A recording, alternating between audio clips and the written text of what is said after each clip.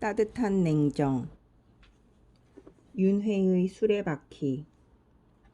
어느 해이던가 휴가의 마지막 날 부모님을 모시고 온천에 다녀왔다. 병환 때문에 여행이라고는 국내 관광조차 제대로 못하는 아버지와 그런 아버지를 두고 해외여행은 꿈도 못 꾸는 어머니가 안쓰러워 여름 휴가가 끝나기 전 집에서 그리 멀지 않은 온천에 모시고 갔다. 아버지는 그전까지 한 번도 온천에 간 적이 없었다. 못 간 건 아니고 체질 때문에 일부러 피하셨다. 타고나기를 워낙 열기가 왕성한 분이라 더운 날씨, 뜨거운 물 같은 걸 일절 참지 못한다. 한겨울에도 냉수로만 샤워를 할 만큼 찬기운만 좋아하는 분이었다. 그런 당신이 뜨거운 온천행에 선뜻 동의한 것은 몇 년의 투병 생활을 거치며 체질이 바뀐 덕이었다. 수차례 생사의 고비를 넘기며 지독한 신장투석을 받아오다 보니 더운 걸 못 참고 추위에 강하던 체질은 추운 걸 못 참고 더위를 잘 견디는 체질로 완전히 바뀌어버렸다. 그도 그럴 것이 온몸의 피를 인위적으로 교체하는 투석을 많을 때는 하루 4번씩이나 받았으니 체질이 180도 바뀌고도 남았으리라. 강원도에 사실 때는 병원이 가깝지 않아 자가 복막 투석을 했는데 보통 곤욕이 아니었다. 배에 2개의 관을 꽂고 한쪽으로 2-3kg짜리 투석 용액을 집어넣으면 그게 혈액에 섞여 온몸의 혈관을 타고 돈 뒤 다시 반대쪽 강으로 빠져나온다. 그 작업을 집에서 하루 4번씩 하였다. 기능이 정지된 신장을 대신해 약물과 의료기기가 혈액을 걸러주는 말 그대로 연명치료였다. 반세기를 살아온 강원도 상간마을을 떠나 아들 집 근처로 상경한 것도 그 때문이었다. 서울에는 병원이 가까이 있으니 통원투석을 하면 횟수를 크게 줄일 수 있었다. 복막 투석 대신 혈액 투석으로 바꾸는 건데 이건 2-3일에 한 번이면 되었다. 하지만 혈액 투석은 매번 팔뚝의 혈관에 마취도 없이 굵은 투석관을 꽂는 작업을 견뎌야 한다.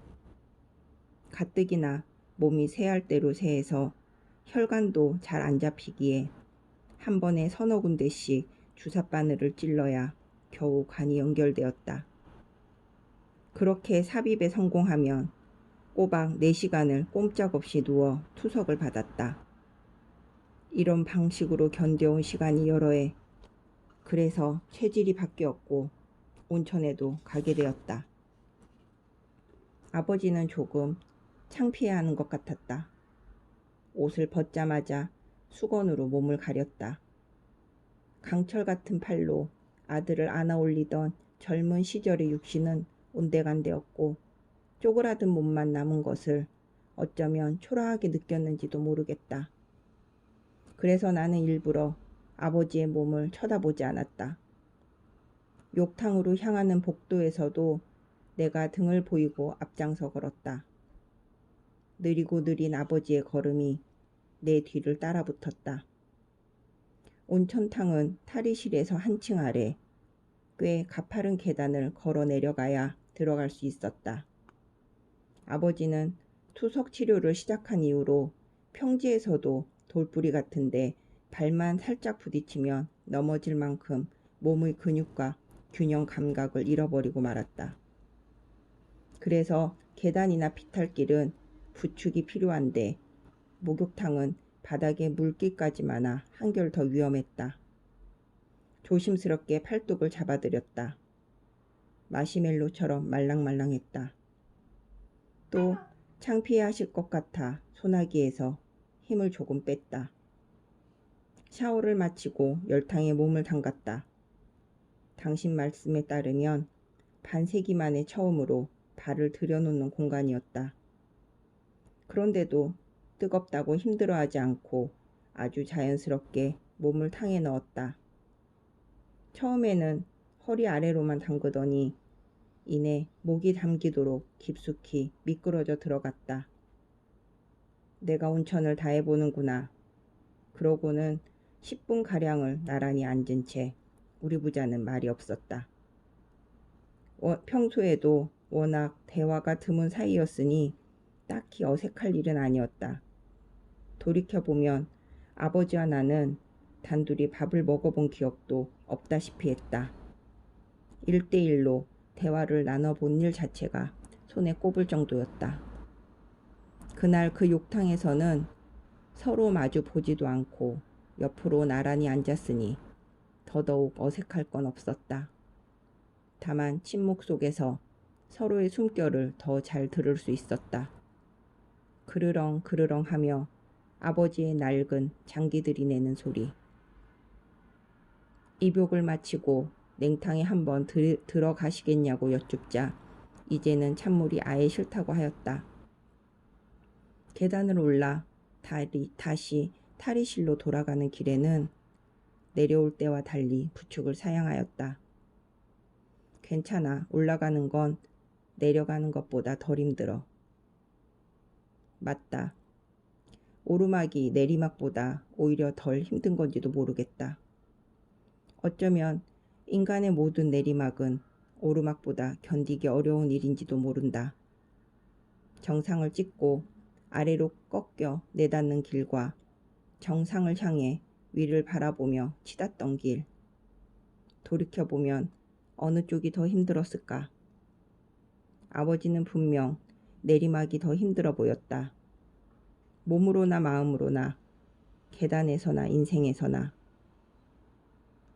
이번에는 내가 앞장을 서지 않고 한 발짝 떨어져 아버지의 등 뒤를 따라오른다. 혹시라도 미끄러져 넘어지거나 떨어지면 밑에서 받아들이기 위해서다. 조금은 위태위태하게 아버지가 계단을 올라간다. 아 하고 머릿속에 성감 같은 기시감이 든다. 저 모습, 위태롭게 위를 오르는 모습, 누군가의 그런 뒷모습을 아래에서 조마조마하게 지켜보는 것이 그때가 처음이 아니었다. 불과 얼마 전에도 경험하였다. 바로 내 아들, 이제 막 걸음마를 떼고 계단을 기어오르던 아들을 밑에서 마음 졸이며 올려다보던 게 몇 달 전이었다.